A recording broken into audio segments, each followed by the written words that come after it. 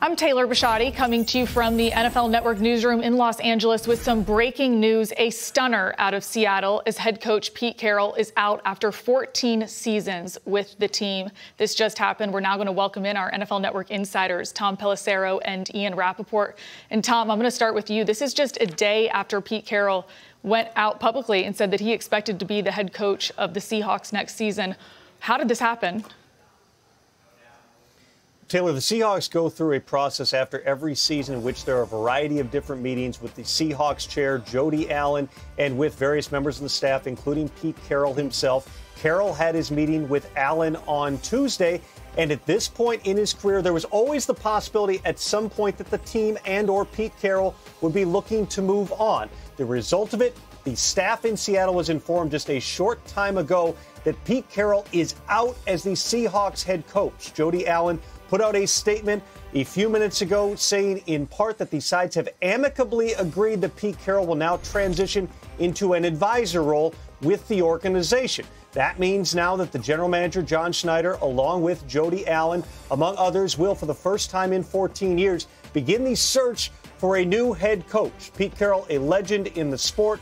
He led the Seahawks to their first Super Bowl win after the 2013 season. Even this year, they missed out on the playoffs, but once again, Pete had a winning record. At this stage, though, after 14 seasons, the decision was made. Even though Pete Carroll says he's not worn out, he's still got a lot of energy, would still like to be on the sideline. The best thing after the discussions for the organization, as you saw in Jody Allen's statement, is this. Pete Carroll out as head coach, and somebody else is going to be taking over that job.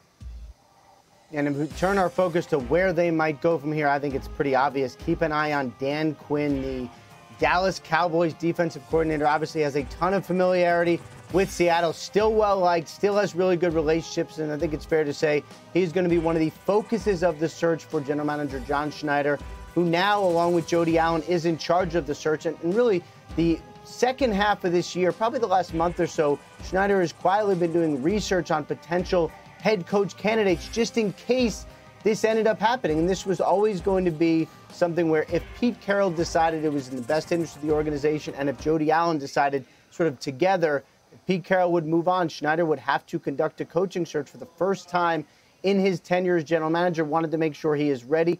Now this has happened.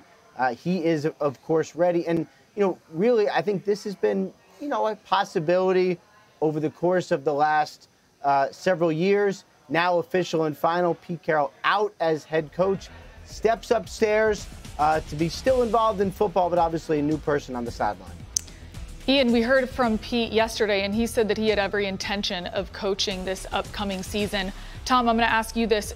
What if Pete doesn't want to go and transition into an advisory role? Is there a chance that he could pursue coaching another team? Pete Carroll's under contract for 2024. He had an option for 2025, so there will be some logistics to be worked out if Pete Carroll indeed decided that he wanted to continue coaching, Taylor. At this point, what we know is from the organization's perspective, the plan is for Pete Carroll to make that transition into an advisory role. Again, this came out of multiple meetings over the past couple of days here between Pete Carroll, ownership, and other members of the organization. Now, again, Pete Carroll at age 72 doesn't look 72. He doesn't move like he's 72. He's got a tremendous amount of energy. And certainly, again, if you just take Pete Carroll's words over the last couple of days at face value, coaching is something that he intended to continue to do.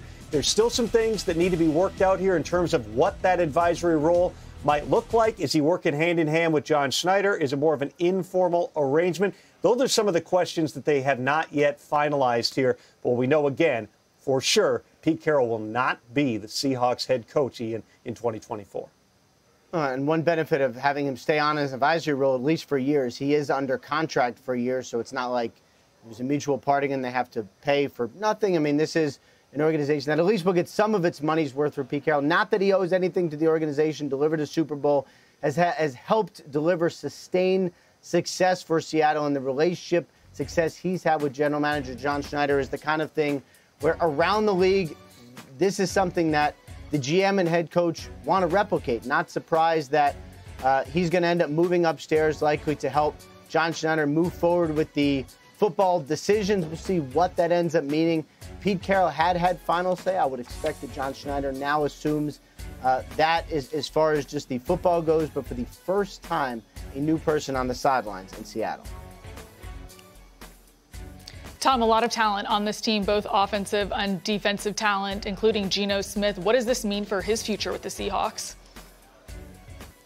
Well, I think it's fair to say, Taylor, that there was some frustration for the Seahawks with everything that they put into this team in terms of talent, in terms of big moves through the course of time, that they didn't play a little bit better in 2023. Geno Smith, we all know the stats in terms of the number of go-ahead touchdown passes he threw in the fourth quarter. They've got talent at the skill spots with DK Metcalf. Tyler Lockett, even though he's getting a little bit later on in his career, they've invested at the running back position. They have invested in the offensive line. On the defensive side of the football, even though they didn't have a guy in Jamal Adams who they envisioned as a huge piece of that defense, they went out and made a big trade deadline trade for Leonard Williams. They've invested in the quarterback spots, bringing in Devin Witherspoon last year. Obviously, Reek Woolen didn't have his best season coming off a really difficult injury here. But the Seahawks had, statistically, Ian, one of the worst defenses in the NFL. Pete Carroll comes from a defensive background, and that's not to pin everything on him. One way or another, there were going to be changes for the Seattle Seahawks. Now, your next question is, are there coaches potentially who could come in who know the way the Seahawks have built? Dan Quinn, the Cowboys defensive coordinator, certainly is somebody who fits the bill. They also could, for the first time in a long time since the Mike Holmgren days, be thinking about an offensive head coach who might be able to play maybe a little bit different style and best utilize all those weapons.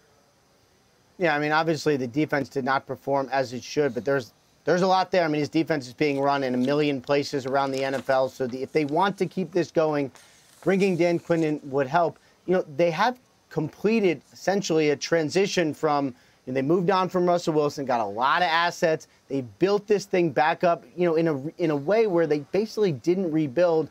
But I think it's fair to say there's some questions on the offensive side of the ball, whether Geno Smith is going to continue as a starting quarterback. And with the new coach, what does this new coach want? I mean, obviously John Schneider is still there, but a new coach, especially if as an offensive guy, is going to come in and have a strong say in who is going to be the quarterback. Are they going to draft one? Are they going to look at a veteran option? There's really now, because of this major change, so many unanswered questions in Seattle. And I think, I would say the answers are coming quickly, but none of these coach searches are going to be quick. So at least the answers are coming at some point. Yeah, thank you, Ian. So many unanswered questions in Seattle, certainly. You mentioned the statement earlier that was released. Let me read it for you in full right now. After thoughtful meetings and careful consideration for the best interest of the franchise, we have amicably agreed with Pete Carroll that his role will evolve from head coach to remain with the organization as an advisor. Pete is the winningest coach in Seahawks history, brought the city its first Super Bowl title, and created a tremendous impact over the past 14 years on the field and in the community. His expertise in leadership and building a championship culture will continue as an integral part of our organization moving forward. Pete will always be a beloved member of the Seahawks family. I mean, let's think about this. This was just a playoff team 2 seasons ago. Are they going to go in there and try and blow this thing up, or are they just looking for that missing piece of a head coach? Ian, I'll start with you. Well, I think that's the biggest question, and we will see what comes out of these organizational meetings as they kind of develop and everyone decompresses and figures out what they ended up learning. There is a lot here to like. I mean, this is a pretty strong roster. Again, could certainly do some tinkering. And I think on the defensive side of the ball, they got a lot of talent. They have a lot of talent. Whoever comes in here, I know this is going to be expected to hit the ground running and compete, as Pete Carroll's teams always did. There actually are, in a way that we usually don't see this time of year, there are a lot of attractive openings. And this really becomes one mainly just because the pieces in this organization. It's really on them to decide, is there going to be a complete facelift, or are they going to take the talent there and kind of mold this and go forward and try to win immediately? And I would say there are certainly opportunities to win immediately. There are probably some moves, Ian, that just make logical sense. One of them being potentially moving on from Jamal Adams based upon how much money he makes, the fact that he's out of the guaranteed area of that contract. He's dealt with a lot of significant injuries over the years. But beyond that, obviously, you're going to have a decision to make at the quarterback position with Geno Smith. We know that John Schneider and his staff this year in particular scouted every single quarterback, went to all the pro days, did an entire tour, looked at all those guys. Schneider in the past, even when he's had a quarterback like a Russell Wilson in place, he's always gone to every pro day and watched every one of those quarterbacks throw live. Again, Geno Smith coming off a really good season here. Pete Carroll was a big advocate for him. At some point, you're going to need to get that quarterback of the future. Does that happen here potentially in 2024? We'll see. Beyond that, though, this is not viewed, I would tell you this, as a team that needs to be torn down. They have gotten younger. They went through that process coming off the Legion of Boom, the run that they had, winning the Super Bowl, nearly winning another. Eventually, they got to a point where they had to move on from a lot of those pieces. This is now a Seahawks team that is on the rise. When you look at the youth of the roster, yes, there are certain situations where you have a bunch of injuries and you got to go bring in veteran Jason Peters and just hope that he can go out there at age 41 and get things done. But this is a young team that feels like it does have a bright future. Is that a Dan Quinn? Is that a Darrell Bevell? The types of coaches who have been there in the past and know how they are built? Or potentially could they look again to one of the young coaches, an up-and-comer, whether that's on the offensive side of the ball, guys like Ben Johnson or Frank Smith or Bobby Slowick? Could they go to the defensive side of the ball because they just had a whole lot of success for 14 years under Pete Carroll with a coach from that side of the football, whether that's an Aaron Glenn, a Lou Anarumo? There's a lot of different options potentially at place here. But to your question, Taylor, is this a total facelift? Is this a teardown? I do not anticipate that. Change is coming in Seattle, but they absolutely feel they're not that far off for being a playoff competitor again in 2024.